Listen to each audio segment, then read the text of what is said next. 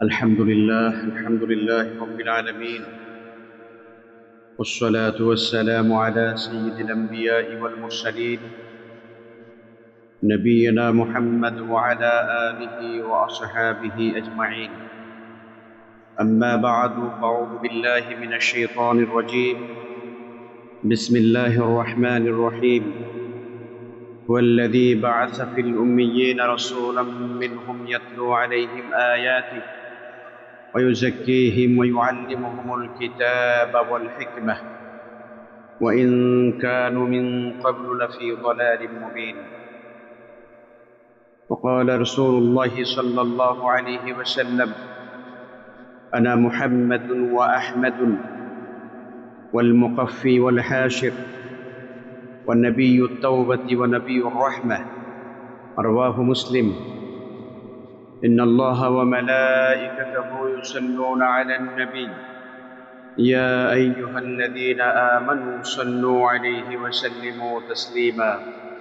اللهم صل على محمد وعلى آل محمد كما صليت على إبراهيم وعلى آل إبراهيم إنك حميد مجيد. اللهم بارك على محمد وعلى آل محمد كما باركت على إبراهيم وعلى آل إبراهيم إنك حميد مجيد. আলহামদুলিল্লাহ, সমস্ত প্রশংসা মহান আল্লাহ জাল্লা শানুহুর দরবারে, যার একান্ত মেহেরবানিতে আজ পবিত্র জুমার দিনে আল্লাহ তাবারাকা ওয়া তাআলা আমাদের সবাইকে পবিত্র ঘর মসজিদে হাজির হওয়ার সুযোগ করে দিয়েছেন। দুনিয়ার সকল পাপাচার অনাচার থেকে মুক্ত হয়ে রব্বুল আলামিন তার গোলামি, তার দাসত্ব করবার জন্য আমাদের সবাইকে সুযোগ করে দিয়েছেন। আল্লাহ তাবারাকা ওয়া তাআলার আলিশান দরবারে লাখো কোটি শুকরিয়া আদায় করছি। আমরা মহাব্বতে সবাই বলছি আলহামদুলিল্লাহ। আর একটু মহাব্বতে বলি আলহামদুলিল্লাহ। রব্বানা লাকাল হামদ হামদান কাসীরান তাইয়িবান মুবারাকান ফীহ। সম্মানিত হাজিরিন, আমরা আরবি সফর মাসের শেষ দিকে চলে এসেছি।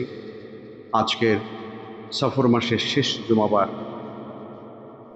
আমাদের সামনে পবিত্র রবিউল আউয়াল চাঁদ ইতোমধ্যেই আমরা দেখতে পাচ্ছি এবং রবিউল আউয়াল শুরু হচ্ছে। আলহামদুলিল্লাহ, এই পবিত্র মাসটি আমাদের সামনে এসেছে। এই মাসের তাৎপর্য, গুরুত্ব এবং আমাদের কাছে এর মাহাত্ম্য অনেক বেশি। যার কারণ হলো এই মাসে সৃষ্টিকুলের শ্রেষ্ঠ মানব, আল্লাহর প্রিয় হাবিব, সর্বকালের সর্বযুগের সর্বশ্রেষ্ঠ মহামানব মহানবী হযরত মুহাম্মদ মুস্তাফা আহমদ মুজতবা সাল্লাল্লাহু আলাইহি ওয়াসাল্লাম, তিনি এই রবিউল আউয়াল চাঁদে পৃথিবীতে আগমন করেছেন। নবীজি সাল্লাল্লাহু আলাইহি ওয়াসাল্লামের আগমন পৃথিবীর ইতিহাসে এক বিস্ময়কর ঘটনা।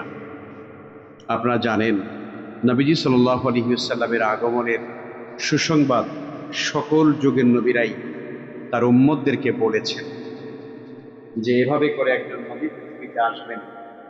তোমরা যদি কেউ বেঁচে থাকো, তার সঙ্গে সাক্ষাৎ হয়, দেখা হয়, আমাদের সালাম পৌঁছাবে। এভাবে করে সকল নবীরাই তার নিজ কওমকে, নিজ জাতিকে আমাদের রাসূলের ব্যাপারে শুভ সংবাদ দিয়েছেন।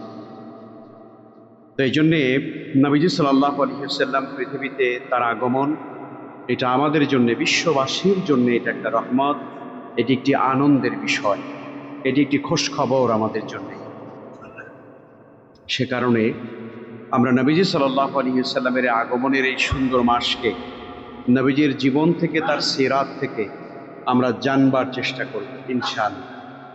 নবী করিম সাল্লাল্লাহু আলাইহি ওয়াসাল্লামের আগমন এই পৃথিবীতে কেন হয়েছিল, তিনি কেন পৃথিবীতে এসেছেন, আর তিনি আমাদের জন্য কি রেখে গিয়েছেন, সে বিষয়গুলোই আমাদের জন্য গুরুত্বপূর্ণ। নবীজি সাল্লাল্লাহু আলাইহি ওয়াসাল্লামের আগমনকে কেন্দ্র করে দুনিয়াতে অনেক বিষয়ে বাড়াবাড়ি হয়। নবীজি সাল্লাল্লাহু আলাইহি ওয়াসাল্লামের ওফাতকে কেন্দ্র করে পৃথিবীর অনেক মানুষ অনেক কিছু বাড়াবাড়ি করে। সে ব্যাপারেও আমাদেরকে সতর্ক সচেতন থাকতে হবে। মনে রাখতে হবে নবীজি সাল্লাল্লাহু আলাইহি ওয়াসাল্লামের সাহাবায়ে কেরাম যারা তার সান্নিধ্য পেয়েছেন, তার সোহবতে ধন্য হয়েছেন, এবং নবী রাসূলদের পরে আল্লাহর কাছে সবচেয়ে প্রিয় বানর যারা হযরতে সাহাবায়ে কেরাম আজমাইন, সেই সাহাবায়ে কেরাম রাসূল সাল্লাল্লাহু আলাইহি ওয়াসাল্লামের আগমন এবং তার ওফাতকে কেন্দ্র করে তারা কি করেছেন সেটাই কিন্তু এই উম্মতের জন্য একমাত্র মডেল। আমাদেরকে বিভ্রান্ত হওয়ার কোনো সুযোগ নাই, বিভ্রান্ত হওয়া যাবে না। কারণ কিয়ামতের আগে ইসলামের নানা বিষয় নিয়ে মানুষের মধ্যে বিভ্রান্তি আসবে, এই ব্যাপারে আল্লাহ রাসূল কিন্তু আমাদের সতর্ক করে গিয়েছেন। সুতরাং সেই সংকটময় মুহূর্তে আল্লাহ রাসূল বলেছেন যে তোমরা যখন দেখবে মানুষের ভিতরে, উম্মতের ভিতরে নানা বিষয় নিয়ে ইখতিলাফ, মতবিরোধ, মতানৈক্য যখন তোমরা দেখবে, তখন তোমরা আমার সুন্নতের দিকে ফিরে আসবে, তোমরা আমার সাহাবায়ে কেরামের সুন্নতের দিকে ফিরে আসবে। সে কারণে নবীজি সাল্লাল্লাহু আলাইহি ওয়াসাল্লামের জন্ম, তার বেলাদাত নিশ্চয়ই বিশ্ববাসীর জন্য খোঁজখবর, কোনো সন্দেহ নেই। কিন্তু এই খোঁজখবরকে কেন্দ্র করে আপনি বিশেষ করে ইবাদত তৈরি করবেন, বিশেষ একটা ধাইসে কিছু বানাবেন, এটার যদি কোনো রেফারেন্স, এটার যদি কোনো প্রমাণ ইসলামী শরিয়াতে যদি না পাওয়া যায়, আমরা কি সেটা করতে রাজি আছি? আওয়াজ দিয়ে বরং রাজি আছি। স্পষ্টভাবে এই জায়গায় আমাদেরকে সতর্ক থাকতে হবে। খুব খেয়াল করে শুনুন, নবীজি সাল্লাল্লাহু আলাইহি ওয়াসাল্লাম একটা সতর্কবাণী আছে। নবীজি বলেছেন, লা তুতরুনি কামা আতরাতিন নাসারা ইবনু মারিয়াম। খুব সতর্কবাণী, এটা খুব খেয়াল রাখা লাগবে আমাদের। নবীজি বলেছেন, লা তুতরুনি কামা আতরাতিন নাসারা ইবনু মারিয়াম, খবরদার আমার উম্মতেরা, তোমরা আমার ব্যাপারে তেমনি বাড়াবাড়ি করবে না, আমার ব্যাপারে তোমরা অতিরঞ্জন করবে না, বাড়াবাড়ি করবে না, যেমনটা বাড়াবাড়ি করেছে খ্রিস্টানরা ঈসা ইবনু মারিয়ামের ব্যাপারে আলাইহিস সালাতু ওয়াস সালাম। এখন ঈসা আলাইহিস সালাতু ওয়াস সালাম, ঈসা ইবনু মারিয়াম, ঈসা আলাইহিস সালাম, ঈসা মাসীহ আলাইহিস সালাম, তার ব্যাপারে খ্রিস্টানরা কি বাড়াবাড়ি করেছে আপনারা সবাই জানেন। খ্রিস্টানরা তাকে এতটাই বেশি পূজনীয় ভক্তি করে এবং তারা তাকে এতটাই মহব্বত করে করে শেষ পর্যন্ত তারা ঈসা আলাইহিস সালামকে আল্লাহর বেটা বানিয়ে ছেড়েছে। নাউজুবিল্লাহ। তারা কি বানিয়েছে? আল্লাহর বেটা বানিয়েছে। কোরআনে কারীম বলছে, এটা আমার কোনো নিজের কোনো বক্তব্য নয়, আল্লাহ তাআলা নিজে বলেছেন, ওয়াকালাতিন নাসারা আল মাসীহ ইবনুল্লাহ। খ্রিস্টানরা, নাসারারা বলে, আল্লাহ বলছেন ওয়াকালাতিন নাসারা, খ্রিস্টানরা বলে আল মাসীহ ইবনুল্লাহ, ঈসা মাসীহ হলো আল্লাহর ছেলে। নাউজুবিল্লাহ। তাহলে আচ্ছা বলেন তো, এই যে তারা ভালোবাসলো, তারা কিন্তু ভালোবেসেই কিন্তু এটা বলছে, ভক্তি করেই তারা কিন্তু এটা বলছে, তাই না? ঈসা আলাইহিস সালামের যে মুজিজা, এইটা তারা দেখেছে। ঈসা আলাইহিস সালামের মুজিজাগুলো দেখে তারা চিন্তা করেছে, এই মুজিজা তো আল্লাহর ছেলে না হইলে কেউ পারার কথা না। নাউজুবিল্লাহি মিন যালিক। অথচ আমরা জানি মুজিজা তো আল্লাহ তাআলা নবী রাসূলদেরকে দিয়ে থাকেন, তাই না? ঈসা আলাইহিস সালাম কোন কবরের পাশে দাঁড়িয়ে যদি বলতেন, কুম বিইذনিল্লাহ, হে আল্লাহর বান্দা তুমি আল্লাহর হুকুমে উঠে দাঁড়াও। কার হুকুমে?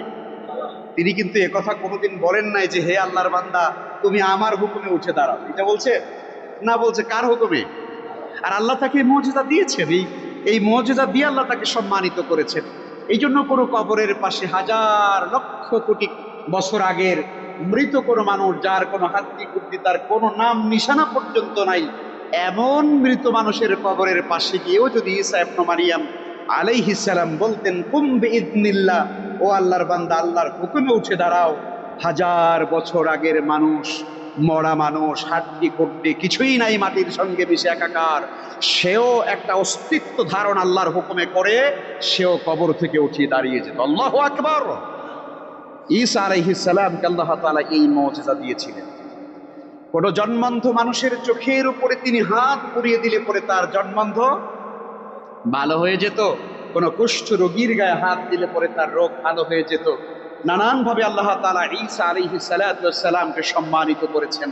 আর আপনারা সবাই তো জানেন, ঈসা আলাইহিস সালাম তিনি পৃথিবীতে এসেছেন, তার কোনো বাবা ছিল। সুবহানাল্লাহ, সুবহানাল্লাহ। এটাতে ওরা বিভ্রান্ত হয়েছে নানানভাবে, আমরা জানি। ইহুদি খ্রিস্টানদের বিভ্রান্তির আরো মূল কারণ যে তার বাবা নেই, এটা নিয়ে অনেক মিথ্যাচার করা হয়েছে এবং আল্লাহ রাব্বুল আলামিন তাকে সেই ছোটবেলাতেই তাকে মুজিজা দিয়েছিলেন।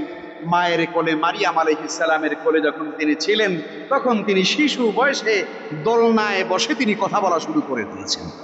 আল্লাহু আকবার। দোলনায় বসে তিনি কথা বলা শুরু করেছেন এবং বলেছেন যে আল্লাহ তাআলা আমাকে নবী বানিয়ে পাঠিয়েছেন। সুবহানাল্লাহ। এবং তার মায়ের উপরে যে মিথ্যা অপবাদ দেওয়া হয়েছে তার বিরুদ্ধে তিনি সাক্ষী দিয়েছেন এবং তার মায়ের পবিত্রতার ঘোষণা তিনি করেছেন। আল্লাহু আকবার। এই সকল মুআজিজাগুলো খ্রিস্টানরা দেখার পরে তারা এত ভক্তি শুরু করে দিল এবং তারা মনে করলো ঈসা মাসিহ, তাকে এত বেশি তারা ভক্তি শুরু করে দিল, তারা তাকে আল্লাহর ছেলে পর্যন্ত বানিয়ে ফেলেছে। নাউযুবিল্লাহ। নবী করিম সাল্লাল্লাহু আলাইহি ওয়াসাল্লাম সেই জন্য বলেছেন, লা তুতরুনি কামা আতরাতিন নাসারা ইবনু মারিয়াম।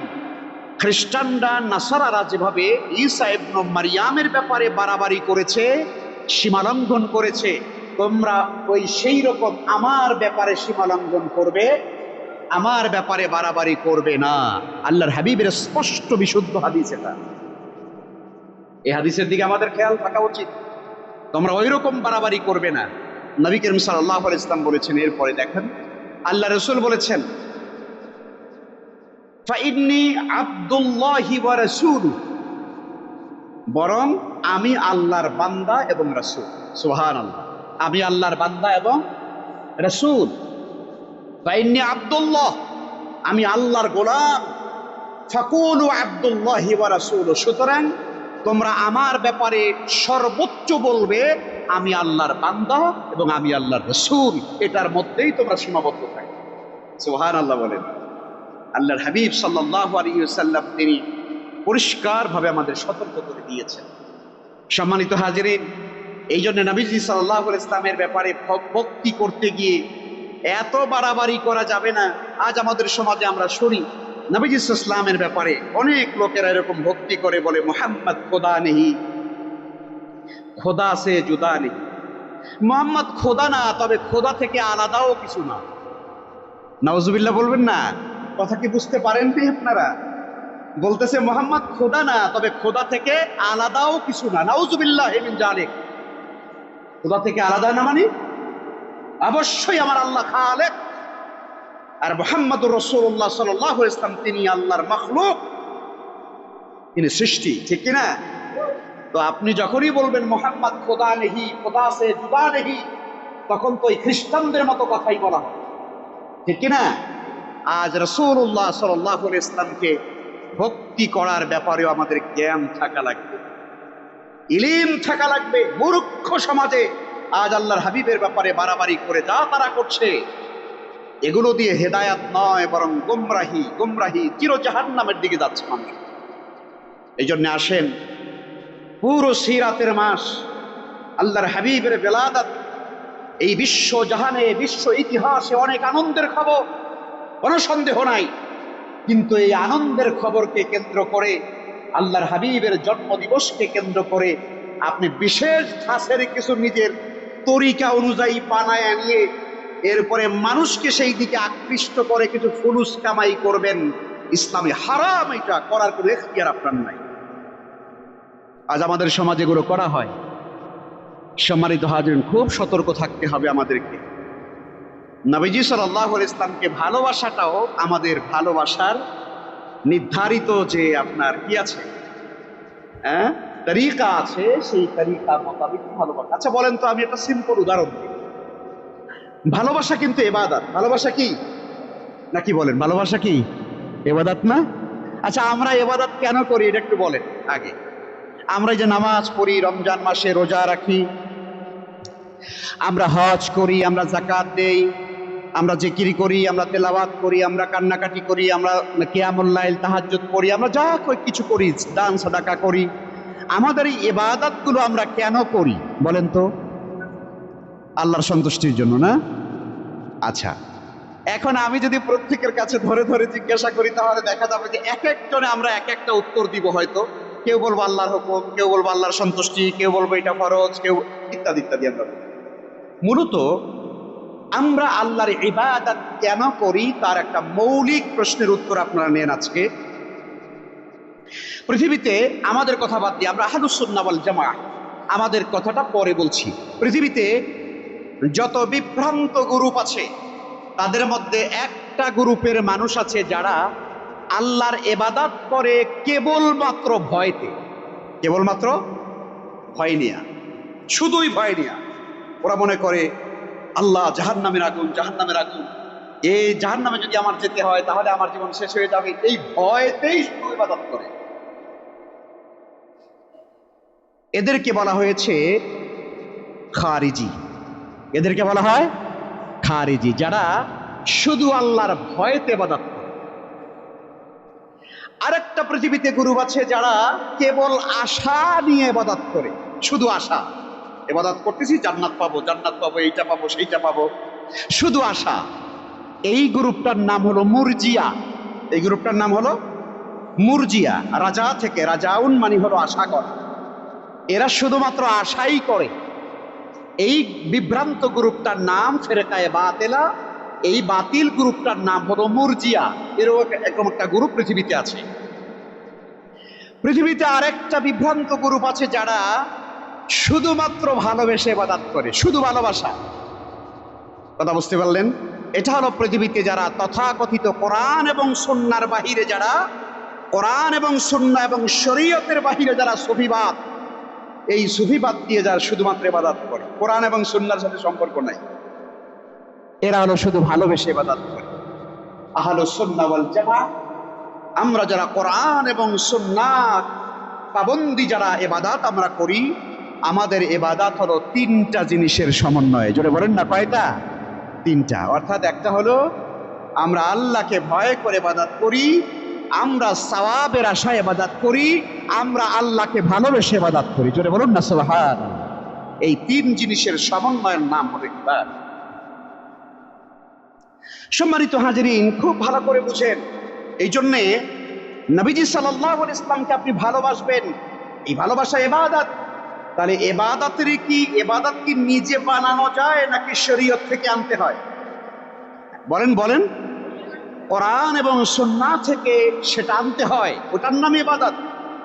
নবীজি সাল্লাল্লাহু আলাইহি ওয়াসাল্লামকে ভালোবাসা, তার আনুগত্য করা, তার ইতাআত করা, এটা কোরআন এবং সুন্নাহর বাহিরে যদি হয় তাহলে সেই ভালোবাসা দিয়ে আল্লাহর জান্নাতে যাওয়া যাবে না। পরিষ্কারভাবে আমাদের সতর্ক থাকতে হবে। মুআজ্জাজ মুসল্লিয়ানে কেরাম, আমি এই ভূমিকাটুকু এই জন্য শুরুতে দিয়ে নিলাম, আমরা চেষ্টা করব রবিউল আউয়াল মাস আমাদের সামনে আসছে, পরিপূর্ণ একটি মাসে সিরাতের উপরে বিস্তারিত আলোচনা করা, যে কোনো সভা সেমিনারে অংশগ্রহণ করা, যে কোনো সিম্পোজিয়ামে অংশগ্রহণ করা, সিরাতের উপরে বই পুস্তক পড়া, এই চেষ্টাটা আমাদের এক মাসব্যাপী আমাদের করা উচিত। আল্লাহ তৌফিক দান করুন, আমরা যেন এই মাসটাতে রাসূলকে বেশি বেশি জানার চেষ্টা করতে পারি। নবীজি সাল্লাল্লাহু আলাইহি ওয়াসাল্লাম রবিউল আউয়াল মাসে পৃথিবীতে এসেছেন। আমরা ছোটবেলা থেকে জেনে এসেছি রাসূলুল্লাহ সাল্লাল্লাহু আলাইহি ওয়াসাল্লাম 12ই রবিউল আউয়াল পৃথিবীতে এসেছেন। এটা সম্ভাবনাময়ী ডেট বা তারিখগুলোর একটা। খুব ভালো করে বুঝেন, যারা সিরাতের উপর একটু পড়াশোনা করেছেন তারা দেখবেন ঐতিহাসিকগণ এ ব্যাপারে তারা প্রায় 12 থেকে 13টা তারিখ তারা বলেছে। রাসূল সাল্লাল্লাহু আলাইহি ওয়াসাল্লামের জন্ম তারিখ কবে এটা নিয়ে। তবে হ্যাঁ, সেই সম্ভাবনাময় তারিখের মধ্যে 12 তারিখও একটা তারিখ। কিন্তু এই তারিখেই রাসূল করিম সাল্লাল্লাহু আলাইহি ওয়াসাল্লাম পৃথিবীতে বেলাদাত নিয়েছেন, তার জন্ম মোবারক হয়েছে। এটা পৃথিবীর কোনো ঐতিহাসিক কোনো সিরাতবিদ এই ব্যাপারে 100 শিওর হয়ে কেউ বলেন নাই। সম্ভাবনাময় একটা ডেট। কিন্তু নবী করিম সাল্লাল্লাহু আলাইহি ওয়াসাল্লাম পৃথিবী থেকে ওফাত নিয়েছেন, তাও কিন্তু একই সোমবারে। সুবহানাল্লাহ বলেন না? তাহলে 12 তারিখের সোমবারে আল্লাহ রাসূলের বিলাদাত বা জন্মের ব্যাপারে একাধিক মতামত আছে, কিন্তু আল্লাহর হাবিবের ওফাত যে সোমবারে হয়েছে এই ব্যাপারে কোনো মতামত নাই। এটা কিন্তু একটাই। তাহলে বিষয়টা কি দাঁড়ালো? বিষয়টা দাঁড়ালো যে আমরা রাসূল সাল্লাল্লাহু আলাইহি ওয়াসাল্লাম যেই দিবসে পৃথিবীতে এসেছেন সেই দিবসটাকে, সম্ভাবনাময় একটা দিবসকে আমরা কি করেছি নিজেদের মতো করে, অথচ ওই দিবসে তো আল্লাহর হাবিবের মানে পৃথিবী থেকে ওফাত হয়েছে। তাহলে সেই দিবসটাকে আমরা কেন শোকের দিবস বানাচ্ছি না? তাহলে বোঝা গেল আসলে আনন্দের দিবস আর শোকের দিবস বানানোর কোনো অথেন্টিকেশন কোরআন এবং সুন্নাহ দ্বারা আদৌ প্রমাণিত হয় নাই। আল্লাহর হাবিব সাল্লাল্লাহু আলাইহি ওয়াসাল্লাম শুধুমাত্র কি করতেন সেটা আমরা একটু দেখব। নবীজি সাল্লাল্লাহু আলাইহি ওয়াসাল্লাম প্রতি সপ্তাহের সোমবারে তিনি রোজা রাখতেন। কিবারে রোজা রাখতেন বলেন সবাই? কিবারে? আমরা সোমবারে রোজা রাখি? কারা কারা রাখি একটু হাত তুলি। আলহামদুলিল্লাহ, অনেককে দেখি। আমি একদম হাত তোলা লাগবে না। আমি অনেক এলিট পার্সন মানুষদের সঙ্গে এখন প্রায় দেখা হয়। আমার সাথে একদম বড় একজন শিক্ষিত মানুষের দেখা হয়, সোমবারই দেখা হয় ওনার সঙ্গে আমার। আমি একটা এলবি হালাকা করি ঢাকাতে, ওই সোমবারে গিয়ে ওনার সঙ্গে দেখা হয় এবং ওই প্রতি সোমবারে দেখি যে উনি রোজা, মাশাআল্লাহ। এবং আমি ওনাকে যখন, আমি তো পারি না শারীরিক কারণে সব সময়, তো ওনাকে যখন বলি যে চা খান, উনি বলে হুজুর আমি রোজা। তো এটা ভালো লাগা কাজ করে। প্রতি সপ্তাহের সোমবারে নবী করিম সাল্লাল্লাহু আলাইহি ওয়াসাল্লাম রোজা রাখতেন। আচ্ছা, নবীজি সাল্লাল্লাহু আলাইহি ওয়াসাল্লামকে জিজ্ঞেস করা হলো, হে আল্লাহর রাসূল, আপনি সোমবারে কেন রোজা রাখেন? নবীজি তখন বললেন, যাকা ইয়াউমুন, সোমবার হলো সেই দিন, উলিদতু ফিহি, ওই দিনে আমি জন্মগ্রহণ করেছি। সুবহানাল্লাহ, বলেন বলেন সুবহানাল্লাহ। এরপরে ওয়া ইয়াউমুন, নবীজি বলেন, আরো বলেন, ওইটা ওই দিবস, বুইস্তু আও উনজিলা আলাইয়া ফিহি, আর ওই সোমবারের দিবসটা হলো এমন দিবস যেই দিবসে আমি নবুয়ত লাভ করেছি, আমার উপরে নবুয়ত নাজিল হয়েছে। আল্লাহু আকবার। আপনি চিন্তা করে দেখেন কত বড় সম্মানের দিন। হে উম্মতে মুসলিমা, আল্লাহর হাবিবকে যদি ভালোই বাসি আমরা, তাহলে আমাদের জন্য করণীয় হলো সোমবারে রোজা রাখা। কিন্তু কই, রোজার তো খবর নাই। বাড়ি রবিউল আউয়ালে এবার নামেন, গলায় ফুলের মালা দিয়া রাস্তায় নামেন। এই ধরনের কাজ কর্মকাণ্ড ইসলামে আদৌ কোরআন এবং সুন্নাহ দ্বারা সমর্থিত হয়নি। এটা করবার কোনো সুযোগ আপনারা পান না। কারণ ওই শিয়ারা আপনার কি করে, তারা হাই হোসেন করে যেভাবে রাস্তার ভিতরে গিয়ে, অনেকটা যেন আমরা সুন্নি মুসলমান যারা, আমরাও সেই রকম রাস্তায় গিয়ে গিয়ে এগুলো করি। নবী করিম সাল্লাল্লাহু আলাইহি ওয়াসাল্লাম জন্ম নিয়েছেন এই দিবসে, রোজা পালন করা হলো আল্লাহর হাবিবের সুন্নত এবং আমল। আল্লাহ যেন আমাদেরকে আমল করার তৌফিক দান। এটা হলো ভালোবাসা।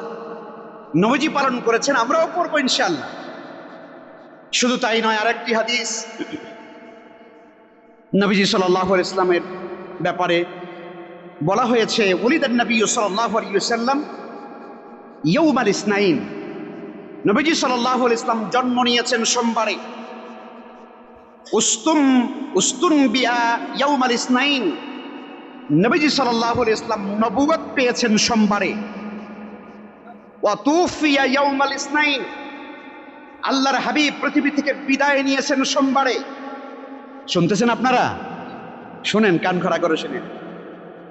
ওয়া খারাজা মুহাজিরান মিন মক্কা ইলাল মদিনাতি ইয়াউমাল ইসনাইন, আল্লাহর হাবিব মক্কা থেকে হিজরত করে মদিনা গিয়েছেন। মক্কা থেকে যেদিন বেরিয়েছেন সেই দিনটা ছিল সোমবার। সুবহানাল্লাহ বলেন না? ওয়া খারাজা মুহাজিরান মিন মক্কা ইলাল মদিনা ইয়াউমাল ইসনাইন, আল্লাহ রাসূল যেই দিন মক্কা থেকে বেরিয়েছেন হিজরতের উদ্দেশ্যে, ওই দিনটা ছিল সোমবার। ওয়া কাদিমাল মদিনাতা ইয়াউমাল ইসনাইন, যেই দিনটাতে তিনি মদিনা গিয়ে পৌঁছাইলেন সেই দিনটা ছিল সোমবার। ওয়া রাফাআল হাজরাল আসওয়াদ ইয়াউমাল ইসনাইন, নবীজি সাল্লাল্লাহু আলাইহি ওয়াসাল্লাম যেই দিন কাবাগার সংস্কার করা হয়, আল্লাহর হাবিব তার নিজ হস্ত মোবারক দিয়ে মক্কার লিডারদেরকে নিয়ে যখন হাজরে আসওয়াদ কাবার দেয়ালের ভিতরে লাগায় দিয়েছেন, ওই দিনটাও ছিল সোমবার। এবার চিন্তা করে দেখেন কতগুলো জিনিস, ইতিহাস। তাহলে আমাদের ভালোবাসার জায়গাটা কোথায়? একটু আমি সবার দৃষ্টি আকর্ষণ করতে চাই। ভালোবাসার জায়গাটা হলো আল্লাহর হাবিবের জীবনের গোটা জিন্দেগিটাই সোমবার কেন্দ্রিক, এতগুলো ঘটনা। সেই দিবসটাতে আমরা যদি নবীজিকে ভালোবাসতে চাই, তাহলে আমাদের উচিত ওই সোমবারকে তাজিম করা, ওই সোমবারে আল্লাহর হাবিবের সুন্নাত আদায়ে আমাদেরকে সিয়াম পালন করা। আল্লাহ তৌফিক দান করেন। আরো জোরে বলি আমিন। সম্মানিত হাজিরিন, নবীজি সাল্লাল্লাহু আলাইহি ইসলামের জন্ম সাল আমরা জানি সবাই, আমুল ফিল, হস্তি সন, তাই না? হস্তি সন 570 অথবা 71 এই খ্রিস্টাব্দ। নবীজি সাল্লাল্লাহু আলাইহি ইসলামের জন্ম নিয়ে আরেকটা হাদিস এসেছে সিরাতের মধ্যে। হাদিসটি বর্ণনা করেছেন কাইস ইবনে মাখরামা, তার থেকে বর্ণিত, তিনি বলেন ওলিদতু আনা ওয়া রাসূলুল্লাহ সাল্লাল্লাহু আলাইহি ওয়াসাল্লাম আমাল ফিল। তিনি বলেন আমি এবং রাসূলুল্লাহ সাল্লাল্লাহু আলাইহি ওয়াসাল্লাম আমরা হস্তি সনে আমরা জন্মগ্রহণ করেছি। ওয়া সাআলা উসমান ইবনে আফফান, উসমান ইবনে আফফান রাদিয়াল্লাহু তাআলা আনহু কাবাস ইবনে আশআয়াম, একজন বিখ্যাত সাহাবী, তাকে জিজ্ঞেস করলেন আনতা আকবারু আম রাসূলুল্লাহ। তিনি তাকে জিজ্ঞাসা করলেন আপনি কি বয়সে বড় নাকি রাসূল বয়সে বড়? আপনি এবং রাসূল এই দুইজনের মধ্যে বয়সে বড় কে? তখন এই বিখ্যাত সাহাবী বললেন ফাকালা রাসূলুল্লাহ সাল্লাল্লাহু আলাইহি ওয়াসাল্লাম আকবারু মিন্নি। রাসূলুল্লাহ সাল্লাল্লাহু আলাইহি ওয়াসাল্লাম আমার চাইতে বড়, ওয়া আনা আকদামু মিনহু ফিল মিলাদ, তবে জন্মের দিক থেকে আমি আগে। জোরে বলেন না সুবহানাল্লাহ। উত্তরটা খেয়াল করেছেন? তিনি কিন্তু বলেন নাই যে আমি রাসূলের চাইতে বড়, বয়সে বড়, এটাও বলেন নাই তিনি। তিনি বলেছেন রাসূলুল্লাহ সাল্লাল্লাহু আলাইহি ওয়াসাল্লাম আমার চাইতে বড়, কিন্তু জন্মের দিক থেকে আমি তার থেকে আগে আসছি। ওয়ালিদা রাসূলুল্লাহ সাল্লাল্লাহু আলাইহি ওয়াসাল্লাম আমাল ফিল। রাসূলুল্লাহ সাল্লাল্লাহু আলাইহি ওয়াসাল্লাম তিনি জন্মগ্রহণ করেছেন আমুল ফিল, হস্তি সনে 570 অথবা 71 খ্রিস্টাব্দে। সম্মানিত হাজিরিন, নবীজি সাল্লাল্লাহু আলাইহি ইসলামের জন্ম নিয়ে আমরা যে কটা অথেন্টিক এবং সিরাতের হাদিস থেকে আপনাদের সামনে উল্লেখ করলাম, এই কথাগুলো থেকে আমরা পরিষ্কারভাবে বুঝতে পারি নবীজি সাল্লাল্লাহু আলাইহি ইসলামের এই পৃথিবীতে আগমন ছিল মানব ইতিহাসে এক অবিস্মরণীয় ঘটনা, ঠিক কিনা? নবীজি সাল্লাল্লাহু আলাইহি ইসলাম তিনি বলেন আনা মুহাম্মদ, আমি মুহাম্মদ, ওয়া আনা আহমদ, আমার নাম আহমদ, আমি আহমদ, ওয়াল মুকাফফি, আর আমি হলাম সর্বশেষ। সুবহানাল্লাহ বলেন, আমি হলাম সর্বশেষ। ওয়াল হাসির, আমি জমায়েতকারী, হাসির। নবীজি সাল্লাল্লাহু আলাইহি ইসলাম জমায়েতকারী, এ কথার মানে হলো কাল কিয়ামতের ময়দানে সমস্ত হাসরবাসীরা আল্লাহর হাবিবের কাছে একত্রিত হবে, জমা হবে। সুবহানাল্লাহ। সকল হাসরবাসীরা বাবা আদমের কাছে যাবেন, বাবা আদম অপারগতা প্রকাশ করবেন, নূহের কাছে যাবেন, নূহ আলাইহিস সালাম অপারগতা প্রকাশ করবেন, ঈসা ইব্রাহিম আলাইহিস সালামের কাছে যাবেন, ইব্রাহিম আলাইহিস সালাম আল্লাহর কাছে সুপারিশ করতে অপারগতা প্রকাশ করবেন। তখন মূসা নবীর কাছে যাবেন, মূসা নবী অপারগ হবেন, ঈসা আলাইহিস ইসলামের কাছে যাবেন, ঈসা ইবনে মারইয়াম বলবেন। এই হাসরের ময়দানে আল্লাহর কাছে সুপারিশ করবার ক্ষমতা, সাহস আর কারণাই একমাত্র নবী মুহাম্মদুর রাসূলুল্লাহ সাল্লাল্লাহু আলাইহি ওয়াসাল্লাম। সুতরাং তোমরা তার কাছে যাও। হাসরবাসীরা নবীজির কাছে আসবেন, নবীজি আল্লাহকে সেজদা দিয়ে থাকবেন। আল্লাহ তাআলা তখন বলবেন ইরফা রাসাকা ইয়া রাসূলুল্লাহ, হে আল্লাহর নবী আপনি আপনার মাথা উত্তোলন করেন, আপনি সুপারিশ করেন আপনার উম্মতের ব্যাপারে, আপনি সুপারিশ করেন আর জান্নাতে নিয়ে যান। আল্লাহর হাবিব হাসরের ময়দানে তার উম্মতদেরকে দেখে দেখে তিনি সুপারিশ করে জান্নাতে নিয়ে যাবেন। এরপরে আল্লাহ তাআলা বলবেন হে নবী আপনি আরো সুপারিশ করেন। সুবহানাল্লাহ, আমার নবী আবারও সুপারিশ করবেন, আর এক দলকে তিনি জান্নাতে নিয়ে যাবেন। আল্লাহ তাআলা বলবেন হে নবী আপনি আরো করেন। সুবহানাল্লাহ। এবারে তৃতীয়বার আমার নবী আবার উম্মতদেরকে দেখে দেখে যাদের ভিতরে ঈমান আছে, শিরিক মুক্ত ঈমান, তাওহীদ যাদের ভিতরে আছে, আল্লাহর হাবিব তাদেরকে সুপারিশ করে জান্নাতে নিয়ে যাবেন। সুবহানাল্লাহ। সম্মানিত হাজিরিন, এই জন্য নবীজি সাল্লাল্লাহু আলাইহি ওয়াসাল্লাম তিনি বলেন আমি আল হাসির, আমি হলাম কাল কিয়ামতের ময়দানে জমায়েতকারী, সবাইকে একত্রিত করব। নবীজি আরো বলেন ও নবী ও তওবা, আমি হলাম নবী ও তওবা, তওবার নবী, আমি তওবা করি, আমি দৈনিক আল্লাহর কাছে তওবা করি। সুবহানাল্লাহ। এই জন্য আমার উপাধি হলো নবী ও তওবা। রাসূল করিম সাল্লাল্লাহু আলাইহি ওয়াসাল্লাম বলেছেন ইয়া আইয়ুহান নাস তুবু ইলাল্লাহি তাওবাতান নাসুহা, তুবু ইলাল্লাহ ফাইন্নী আতুবু ইলাল্লাহি মিআতা মাররা। নবীজি বলেছেন তোমরা আল্লাহর কাছে তওবা করো, হে আমার উম্মতেরা আমি দৈনিক দৈনন্দিন আমি আল্লাহর কাছে 100 বার তওবা করি। সুবহানাল্লাহ। কতবার তওবা করেন? 100 বার। অন্য হাদিসে আসছে আকসার মিন 70 মাররা, 70 বারের উপরে আল্লাহর হাবিব তওবা করেন। বিখ্যাত একজন সাহাবী তিনি বলছেন, নবী করিম সাল্লাল্লাহু আলাইহি ওয়াসাল্লাম যখন কোনো মজলিসে বসতেন, তখন আমি খেয়াল করতাম, আমি আল্লাহর হাবিবের দিকে তাকিয়ে খেয়াল করতাম, একটা মজলিসে 1-2 ঘন্টা বসা থাকলে আল্লাহর হাবিব ওই মজলিসের ভিতরে একটা বাক্য তিনি 100 বার পড়তেন। সুবহানাল্লাহ বলেন। কতবার পড়তেন? 100 বার পড়তেন। আমি খেয়াল করতাম, গনে গনে খেয়াল করতাম, আল্লাহ রাসূল তাওবার ইস্তিগফারের একটা বাক্য তিনি 100 বারের বেশি পড়তেন। সেই বাক্যটা হলো রব্বিগফিরলি ওয়া তুব আলাইয়া ইন্নাকা আনতাত তাওয়াবুল গফুর। এই বাক্যটা আল্লাহর হাবিব কোন মজলিসে বসা থাকলে 100 বারের উপরে পড়তেন। সুবহান। সম্মানিত হাজিরিন, অথচ আমরা কতবার পড়ি বলেন? রব্বিগফিরলি, হে আল্লাহ তুমি আমাকে মাফ করে দাও। ওয়া তুব আলাইয়া, তুমি আমার তওবা কবুল করো। ইন্নাকা আনতাত তাওয়াবুল গফুর, তুমি তো তওবা কবুলকারী এবং তুমি ক্ষমাশীল। রব্বিগফিরলি ওয়া তুব আলাইয়া ইন্নাকা আনতাত তাওয়াবুল গফুর। এই বাক্যটা আমাদের জীবন প্রতিনিয়ত আমাদের পড়া উচিত, আমাদের প্রতিনিয়ত পড়া উচিত। সব সময় আমাদের ইস্তিগফার এবং তাওবার বাক্য পড়া উচিত, ঠিক কিনা? কারণ আমরা জানি না আসলে কখন মালাকুল মাউত আপনার আমার পেছনে এসে দাঁড়িয়ে আছে আর কখন আমাকে চলে যেতে হবে, এটা আমরা জানি না। তওবার হালতে যদি আপনার আমার মৃত্যু হয়, তাহলে আল্লাহর কাছে আমরা তওবাকারী হিসাবে হাজির হয়ে যাব। সুবহানাল্লাহ। আল্লাহ তাআলার কাছে এটা বড়ই সম্মানিত। তওবা অবস্থায়, ইস্তিগফার করা অবস্থায় যদি আল্লাহ তাআলা আমাদেরকে কবুল করেন, তাহলে এটা আমাদের জন্য বড়ই খুশ খবর, বড়ই খুশনসিব হবে। সম্মানিত হাজিরিন, ইনশাআল্লাহ তাআলা নবীজি এর পরে বলেন, আমি হলাম কোন নবী জানো? মুসলিম শরীফের হাদিস এটা। নবী বলেন ওয়ান নবী ওর রহমা, আর আমি হলাম রহমতের নবী। জোরে বলুন না সুবহানাল্লাহ। আমার নবী কি নবী? রহমতের নবী। আল্লাহ তাআলা তো আমার নবীকে সেই সম্মান দিয়েছেন। আল্লাহ নিজে বলেছেন ওয়ামা আরসালনাকা ইল্লা রাহমাতাল লিল আলামিন। আল্লাহ তাআলা বলেছেন, হে নবী, আমি আপনাকে বিশ্ব জাহানের জন্য গোটা জগতের রহমত হিসাবে আমি আপনাকে পৃথিবীতে পাঠিয়েছি। সুবহানাল্লাহ। অতএব রাসূল সাল্লাল্লাহু আলাইহি ওয়াসাল্লাম তিনি হাদিসেও বলেন, আমি হলাম রহমতের নবী। সুবহানাল্লাহ। মুআজ্জাজ মুসল্লিয়ানে কেরাম, সম্মানিত দিনী ভাই, সে কারণে আমরা যদি সত্যিকারে আমাদের জীবনে শান্তি চাই, রহমত চাই, কল্যাণ চাই, দুনিয়ার জীবনে শান্তি মুক্তি চাই, আখিরাতে যদি আমরা নাজাত পেতে চাই, আল্লাহর হাবিবের সুন্নাহ বা তার আদর্শ ছাড়া আমাদের আর দ্বিতীয় কোনো পথ নাই। আছে নাকি? জোরে বলুন, আছে? নাই। অন্য জায়গায় শান্তি খুঁজে কোনো লাভ হবে না। আসেন না ভাই, আমরা আল্লাহর হাবিবকে একটু জানার চেষ্টা করি।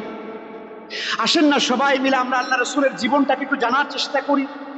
আমরা ভালো মুসলমান হতে চাই, কিন্তু নবীর জীবনই জানি না। কি বলেন, ঠিক না?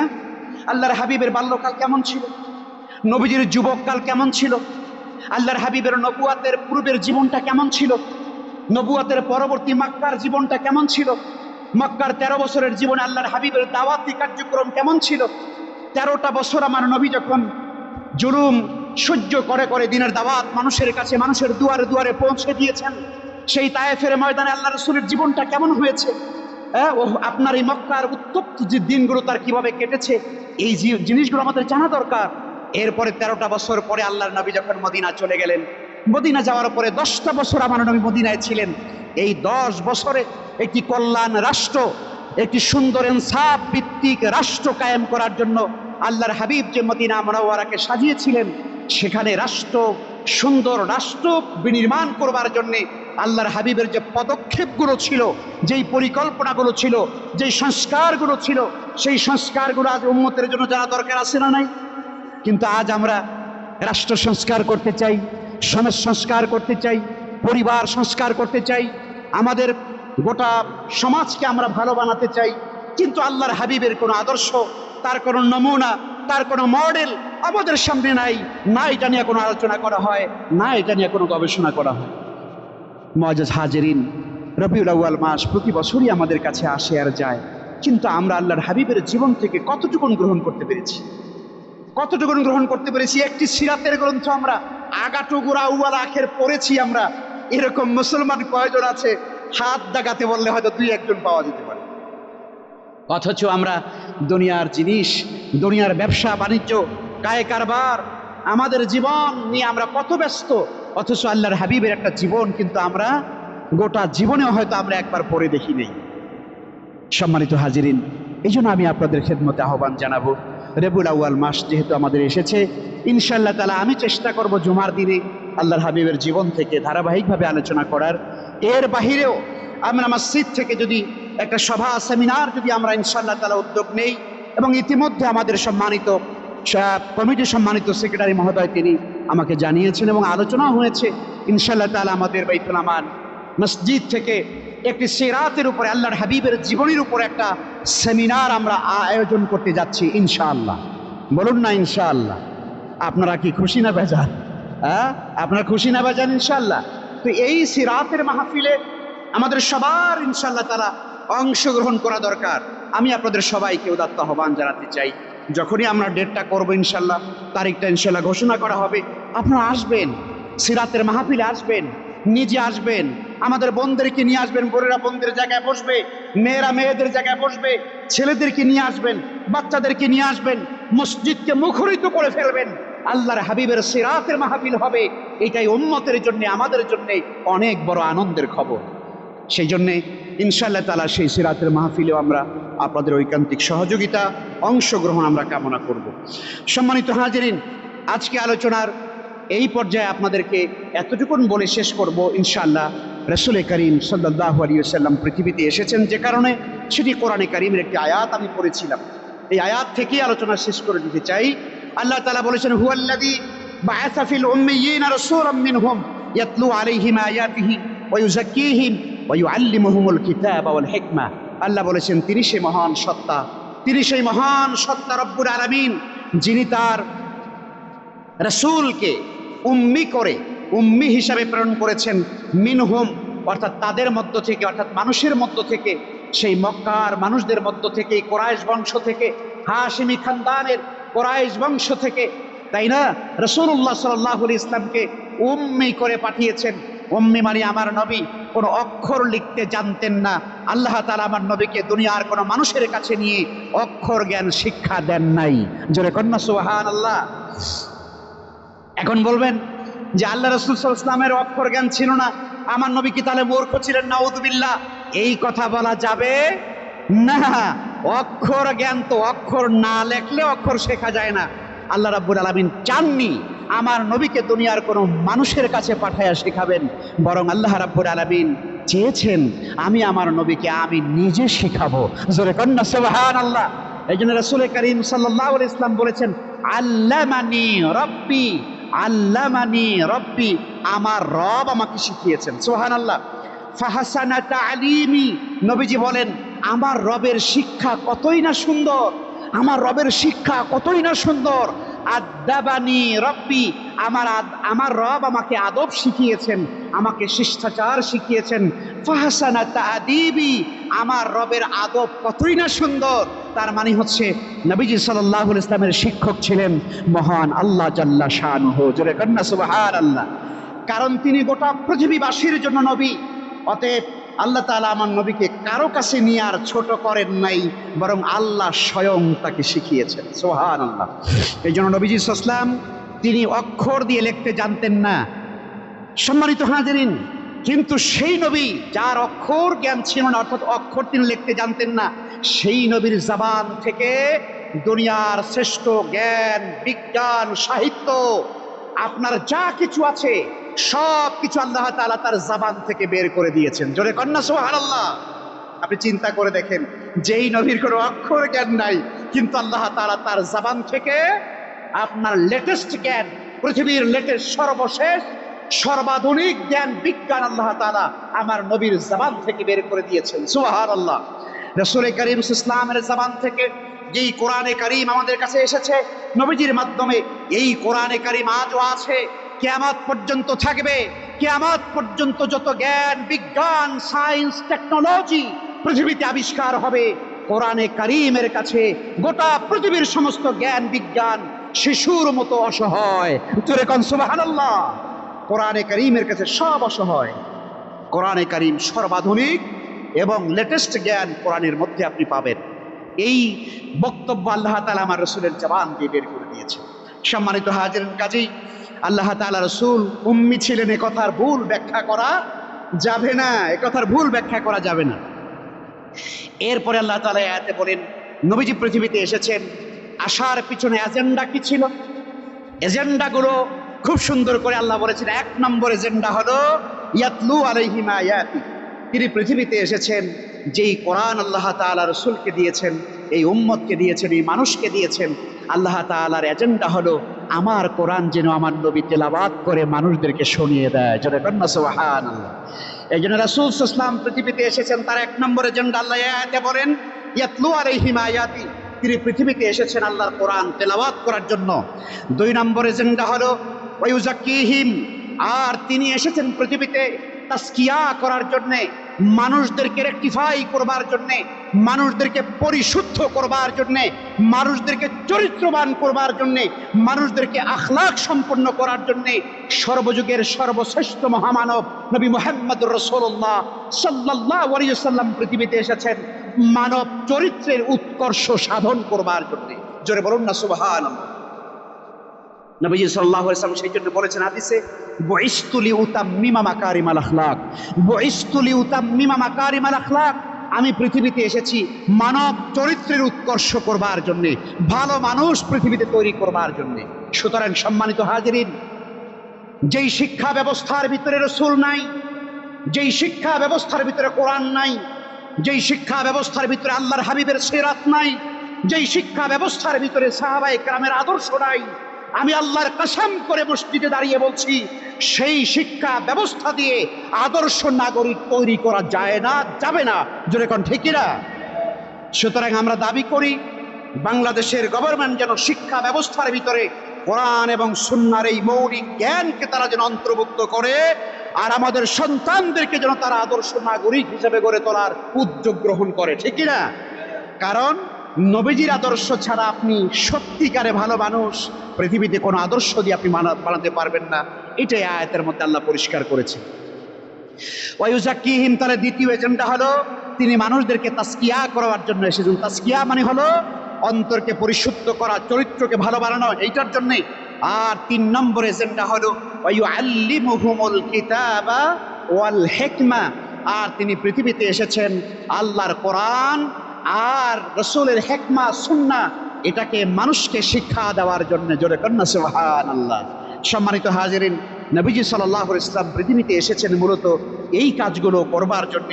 অন্য একটি আয়াতের মধ্যে আমরা আরেকটি মেসেজ পাই, রাসূল সাল্লাল্লাহু আলাইহি ওয়াসাল্লাম পৃথিবীতে কেন এসেছেন সেটিও আল্লাহ তাআলা খুব সুন্দর করে বলে দিয়েছেন। ওয়াল্লাযী আরসালা রাসূলাহু বিল হুদা ওয়া দীনিল হক লিইয়ুযহিরাহু আলাদ দীনি কুল্লিহি ওয়ালাউ কারিহাল মুশরিকুন ওয়ালাউ কারিহাল কাফিরুন। আল্লাহ তাআলা বলেছেন তিনি সেই মহান সত্তা যিনি তার রাসূলকে পৃথিবীতে পাঠিয়েছেন। পাঠাবার উদ্দেশ্য হলো লিইয়ুযহিরাহু আলাদ দীনি কুল্লিহি, যাতে করে আল্লাহর রাসূল তাম দুনিয়ার সমস্ত বাতিল মতবাদের উপরে, আদিয়ানে বাতিলের উপরে ইসলামকে তিনি বিজয়ী করতে পারেন, ইসলামকে বিজয় আদর্শ হিসাবে তাম পৃথিবীতে তিনি ছড়িয়ে দিতে পারেন। এই জন্য আল্লাহ তাআলা আল্লাহর হাবিবকে তিনি পৃথিবীতে পাঠিয়েছেন। জোরে বলুন সুবহানাল্লাহ। সুতরাং নবীজির সুন্নাত যদি আমরা মানতে চাই, আল্লাহর হাবিবের আদর্শ যদি আমরা মানতে চাই, তাহলে এটা একটা গুরুত্বপূর্ণ মেসেজ, ইসলামকে পৃথিবীতে বিজয়ী করা লাগবে। ঠিক কিনা? অতএব আপনি আমি শুধুমাত্র নামাজ, রোজা, হজ, যাকাত নিয়ে আছি, কিন্তু সমাজে, রাষ্ট্রে, গোটা বিশ্ব জাহানে আল্লাহর ইসলামের দ্বীনের কোনো আইনের কোনো বাস্তবায়ন নাই, কোরআনে কারীমের কোনো বাস্তবায়ন নাই, ইসলামের সুন্দর বিধানের কোনো বাস্তবায়ন নাই। আমি ব্যক্তিগতভাবে জান্নাতে যেতে চাই চুপে চাপে ইবাদত বন্দেগী করে, এইটা ইসলামের লক্ষ্য নয়। ইসলামের লক্ষ্য হলো আমরা ব্যক্তিগতভাবে যেমন জান্নাতে যেতে চাই, গোটা মানব জাতিকে নিয়ে আমরা জান্নাতে যেতে চাই। জোরে বলুন না সুবহানাল্লাহ। গোটা মানব জাতিকে নিয়ে জান্নাতে যেতে চাই। আর সেই কারণে ইসলাম তাম দুনিয়াতে, ইসলামের মিশন, ইসলামের ভিশন তাম পৃথিবীতে ছড়িয়ে দিতে হবে, ইসলামকে বিজয়ী আদর্শ হিসাবে কায়েম করতে হবে। এটাই হলো আল্লাহর হাবিবের আগমনের চূড়ান্ত লক্ষ্য এবং উদ্দেশ্য। সম্মানিত হাজিরিন, ইনশাআল্লাহ তাআলা আমরা সেই বিষয়গুলো পর্যায়ক্রমে নবীজি সাল্লাল্লাহু আলাইহি ওয়াসাল্লামের মাক্কি জীবন এবং মাদানী জীবনের আলোকে, আল্লাহর হাবিবের পুরো সিরাতের আলোকে আমরা আপনাদের খেদমতে ইনশাআল্লাহ ধারাবাহিকভাবে বলার চেষ্টা করব। রব্বুল আলামিন যেন আমাদের সবাইকে আল্লাহর হাবিবের মহাব্বত যেন আমাদের অন্তরের ভিতরে গালেব করে দেয়, বিজয়ী করে দেয়, বলুন আমিন। আল্লাহর হাবিবের সুন্নাত এবং তার জীবন আদর্শের জন্যে আমাদের জীবনকে কোরবান করার তৌফিক যেন আল্লাহ দান করেন, বলুন আমিন। আমরা যেন আমাদের পারিবারিক জীবনে, আমাদের ব্যক্তিগত জীবনে, আমাদের সন্তানদেরকে নিয়ে, আমাদের ছেলে মেয়েদেরকে নিয়ে, সবাইকে নিয়ে রাসূলের সুন্নতের উপরে চলতে পারি, আল্লাহর হাবিবের সুন্নতের উপরে আমরা থাকতে পারি। আল্লাহ আমাদের সবাইকে সেই তৌফিক দান করেন, আমিন। ওয়া আখিরু দাওয়ানা আনিল হামদুলিল্লাহি রাব্বিল আলামিন। যারা